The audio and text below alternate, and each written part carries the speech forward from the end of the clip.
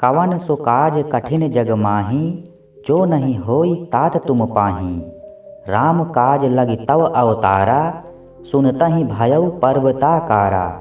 जगत में कौन सा ऐसा कठिन काम है जो हे तात तुमसे ना हो सके। श्री राम जी के कार्य के लिए ही तो तुम्हारा अवतार हुआ है। यह सुनते ही हनुमान जी पर्वत के आकार के हो गए। कवन सो काज कठिन जग माही, जो नहीं होई तात तुम पाही।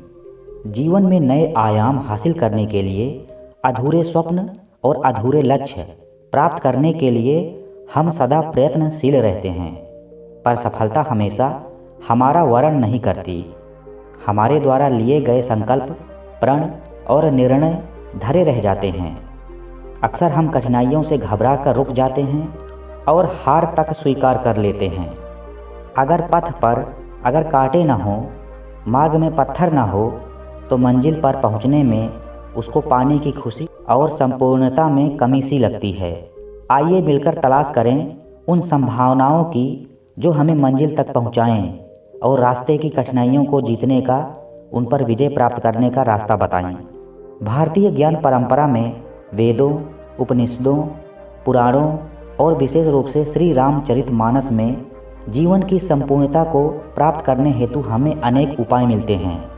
इन ग्रंथों में जीवन में सकारात्मक बदलाव लाने, अपनी क्षमताओं को पहचानने, अपने चरम उत्कर्ष को प्राप्त करने के अनेक सूत्र मिलते हैं। श्री रामचरितमानस एक अद्भुत जीवन ज्ञान ज्योति पुंज है। इसकी आभा से आलोकित पथ पर चलकर हम अपना जीवन प्रकाशमय कर सकते हैं। श्री रामचरितमानस में 4 वेद, 18 महापुराण और 6 शास्त्रों का रस है। इसके दिव्य शब्दों में अनादिकाल से चलती आ रही वैदिक जीवन धारा, विद्वानों का विद्वत्व और तप का निचोड़ है। वर्तमान समय में पश्चिम से जब यह ज्ञान एक नई पैकिंग में हमें दोबारा भेजा जा रहा है, तब हमारा यह कर्तव्य है कि हम स्वयं अपनी विचारधारा आधुनिक, समयानुकूल और समयकालीन बनाते हुए इस कालजयी ज्ञान से प्रेरणा लें, यथारूप को नए संदर्भों में नए ढंग से परिभाषित करें। श्री रामचरितमानस के प्रसंगों को नए दृष्टिकोण और नई दृष्टि से देखें। हम पाएंगे कि हमारे सामने नए आयाम, नई सोच और नई राहें खुल रही हैं। श्री रामचरितमानस का एक प्रसंग दृष्टिगत कीजिए। माता सीता के हरण के पश्चात उनकी खोज में अनेक वानर भालू समूह विभिन्न दिशाओं में भेजे गए। एक दल जिसमें जामवंत, हनुमान जी और किष्किंधा के युवराज अंगद आदि थे, हिंद महासागर के तट पर उदास और खिन्न खड़ा हुआ था। महासागर को पार करने जैसी कठिन समस्या का हल खोजने हेतु सभी विचार मग्न थे। अपार जलधि और उसका अनंत विस्तार एक विकट समस्या था। भय, असफल लौटने पर सुग्रीव द्वारा मृत्यु दंड का भय। विषाद, संपाति से लंका का पता जान लेने के बाद भी कोई मार्ग न मिलना। और निराशा में सभी डूबे हुए थे। न कोई सेतु, पुल या रास्ता नजर आता था, न कोई नौका, जलयान जो बेड़ा पार लगाए, न कोई वृक्ष, पेड़, लता आदि जिन पर लटक कर वह लंका पहुंच जाएं। ऐसे में निराश और हताश होना स्वाभाविक है। जीवन में हम स्वयं भी ऐसी स्थिति में कई बार अपने आप को पाते हैं। सामने मंजिल होती है पर रास्ता नहीं मिलता। तब निराशा घेरने लगती है, जो आगे जाकर अवसाद का रूप ले लेती है। जब जीवन में ऐसे प्रश्न उठ खड़े हों तो क्या करें? इसका उपाय भी हमें श्री रामचरितमानस में मिलता है। जामवंत एक मोटिवेशनल स्पीकर की तरह सामने आते हैं। एक अनुभवी लीडर की तरह जामवंत टीम का मार्गदर्शन करते हैं। कहै रीछ पति सुनु हनुमाना, का चुप साथी रहेउ बलवाना। जामवंत हनुमान को निराशा और विषाद को त्याग कर अपनी शक्ति को जगाने और अंदर छुपी संभावनाओं को पहचानने के लिए प्रेरित करते हैं। जामवंत कहते हैं, पवन तनय बल पवन समाना, बुद्धि विवेक विज्ञान निधाना। कवन सो काज कठिन जग माही, जो नहीं होई तात तुम पाही। हनुमान को उनके विस्तृत बल का बोध करवाकर जामवंत एक ट्रू लीडर के रूप में उभर कर आते हैं। जामवंत के शब्दों में कितना रहस्य छुपा है। विज्ञान यानी अपने विषय पर पूर्ण अधिकार, उसमें पांडित्य हासिल करना भी उतना ही महत्वपूर्ण है। कहने का अर्थ यह है कि जब आप में संभावनाएं और क्षमता हो आत्मविश्वास यानी स्वयं पर भरोसा हो, अपेक्षित कौशल और कठिनाइयों से जीतने का साहस हो, तब कोई काम आपके लिए कठिन नहीं है। जिसने अपने हृदय में इस भाव को धारण किया, उसने सफलता को प्राप्त किया। हनुमान पर इन दिव्य शब्दों ने जादू सा असर किया और उन्हें अपनी सुप्त शक्तियों और क्षमताओं का भान हुआ। उन्हें आभास हुआ कि वह श्री राम कार्य के लिए सर्वथा उपयुक्त हैं और लक्ष्य को प्राप्त करना उनके लिए संभव है। उन्होंने कठिनाइयों को जीता और सफल हुए।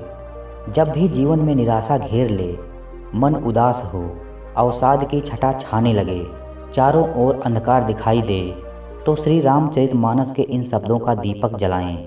इन शब्दों को दोहराएं जब तक हृदय की प्रत्येक धड़कन में आशा का संचार न कर दें।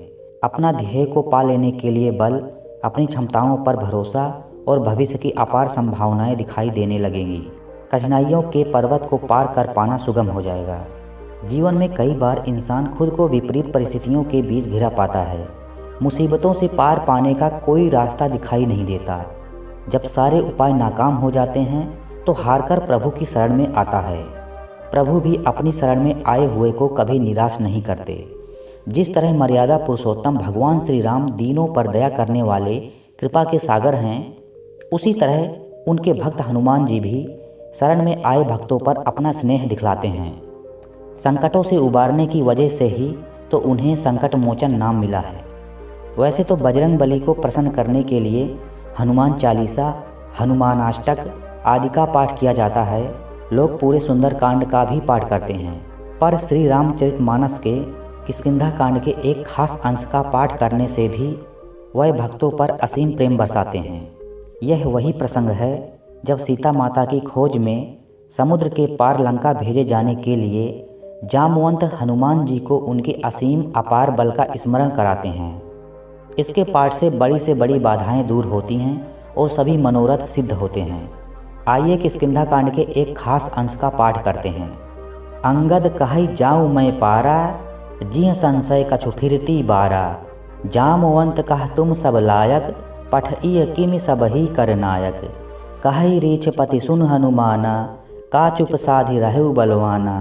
पवन तनय बल पवन समाना, बुद्धि विवेक विज्ञान निधाना। कवन सुकाज कठिन जग माही, जो नहीं होई तात तुम पाही। राम काज लगी तव अवतारा, सुनतहि भयउ पर्वताकारा। कनक बरन तन तेज बिराजा, मानहु अपर गिरिन्ह कर राजा।